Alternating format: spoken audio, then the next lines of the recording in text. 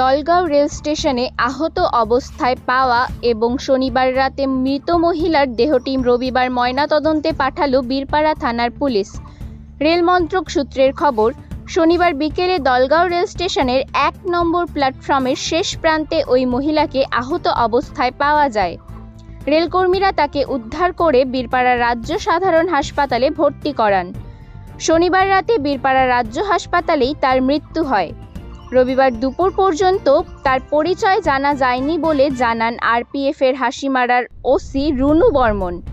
তিনি বলেন, ওই মহিলার পরিচয় জানার চেষ্টা করা হচ্ছে, তবে কিভাবে আহত হন তিনি তা জানা যায়নি। প্রসঙ্গত, শিলিগুড়িগামী ১৫,৪৬৮ নম্বর প্যাসেঞ্জার ট্রেনটি দলগাঁও রেল স্টেশন ছেড়ে যাওয়ার পরই ১ নম্বর প্ল্যাটফর্মের শেষ প্রান্তে ওই মহিলাকে আহত অবস্থায় পড়ে থাকতে দেখা যায়।